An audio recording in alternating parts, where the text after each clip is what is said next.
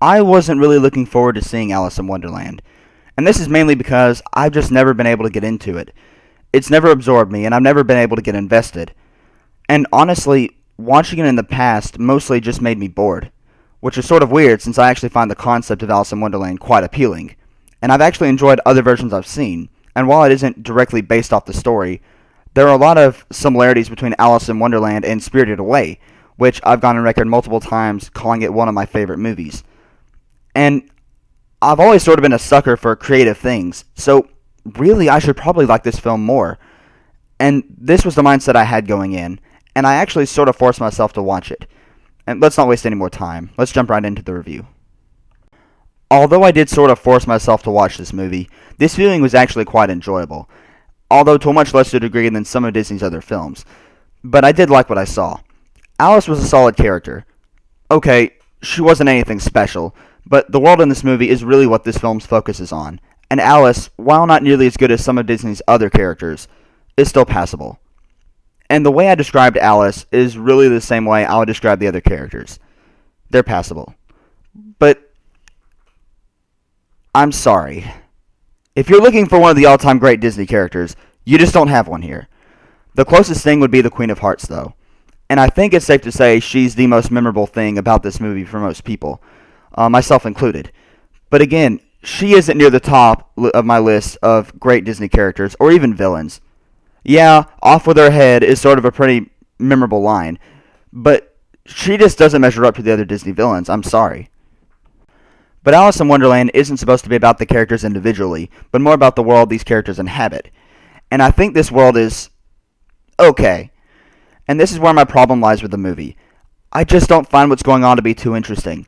It's all just a bunch of nonsense.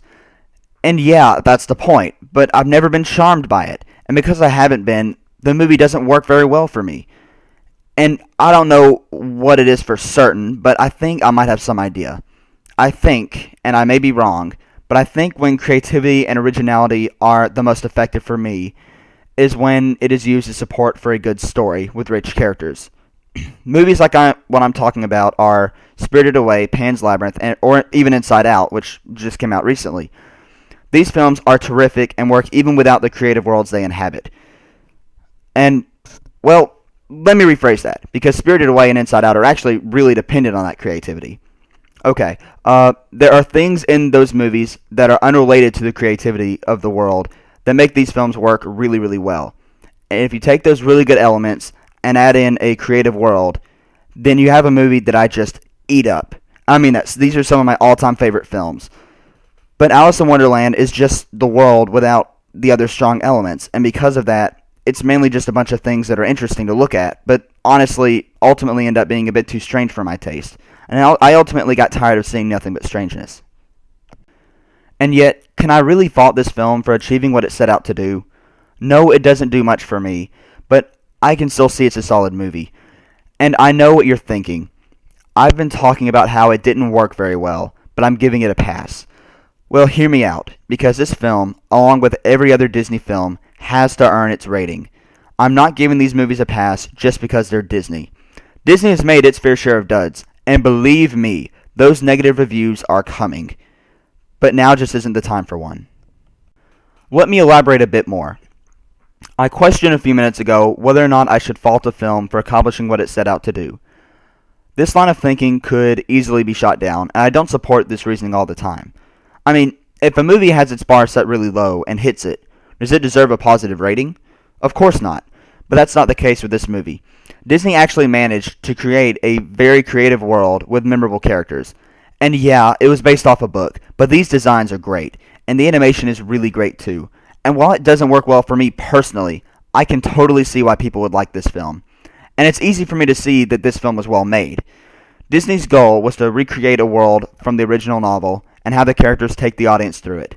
And Disney achieved just that, and they did a good job with it. Not a great job, I don't think, but they did a good job. I said that, in the past, this movie has been pretty boring for me. But this last time I watched it, it wasn't so bad, actually. Oh, it's easily the most boring Disney film I've seen, besides some of the package films. But it was still quite watchable. But it never really gripped me, and it never has. And I guess that's just something I'm going to have to live with. but just because I didn't love it doesn't mean I don't respect it. And that's probably the best way to describe my feelings for this movie. I don't love it, but I do respect it. I can't remember the date of when this was, but I remember hearing that very soon after moving to Hollywood, one of Walt Disney's first jobs was to film a version of Alice in Wonderland. And this was back in, I believe, the 20s. And I don't remember what they were. Maybe a bunch of shorts. But anyway, they would film a girl and then draw in cartoons that were supposed to be the inhabitants of Wonderland. And I believe you can find clips of this on YouTube, but don't hold me to that. I'm going solely on what I remember hearing once when looking at stuff about Walt Disney. Oh, I know he filmed some Alice in Wonderland thing, and I know it was a mixture of animation and live action, and that it was right at the beginning of his career. But the rest of the details I'm sort of unsure of. Now, I said earlier that there weren't any truly great characters in this movie, and I don't think there are. And if you do, then, more power to you, that's your opinion. But I'm of the opinion that if you do, you would have to be of the opinion that every single Disney film has great characters, which wouldn't be the case. Again, they aren't bad per se, they just aren't great. But the best would, again, have to be the Queen of Hearts. She has some pretty good screen presence, and she's also a lot of fun to be around. I would imagine. I'd be afraid to lose my head, but she's fun to watch. I'm having a really hard time picking my favorite scene, and not because they're all good. Sorry, Alice in Wonderland fans. I really just don't think there was one scene in particular I liked a lot. I'm probably going to call myself an idiot later, but I think I'm actually going to go with the scene when Alice gets lost in the dark forest. It's kind of spooky, and the dark tone and atmosphere of this scene is actually a really good balance to all the over-the-top craziness that had happened before. And I'm having a really hard time picking my favorite song, because I can't remember any of them that I like more than the rest. I liked Painting the Roses Red, but is that really the best song in the whole movie? It can't be. It just can't be. Just like my favorite scene, I'm probably going to call myself an idiot later. But the only song I can think to say is In a World of My Own, which Alice sings in the very beginning. Yeah, that's probably my favorite one here. Oh, and no, I didn't forget the Unbirthday song. That song can go to hell. I hate it. I've always hated it. It isn't funny, it isn't charming, and that's all I have to say about it. It's just fucking obnoxious. Before I conclude, I want to quickly point out something in this film that kind of disturbed me, and I want to know if I'm alone here. When Tweedledee and Tweedledum tell Alice about the Walrus and the Carpenter, the fact that they actually let the baby oysters be eaten really kind of bothered me. I mean, they make them look like fucking babies, and then they kill them, in Disney's own way, of course. I mean, jeez. It really did kind of bother me. I'm being serious. I don't know if I'm alone on that, but man, it's really kind of fucking dark. Okay, so no, this film does not grab me in the same way the other Disney films have. But it is still a very well-made film, and although it didn't grab me, it was still watchable. While there isn't anything great about it, there isn't anything bad either. And just because I can't really get into it, doesn't mean others can't. And with that logic, I'm going to give Alice in Wonderland 3.5 stars out of 5.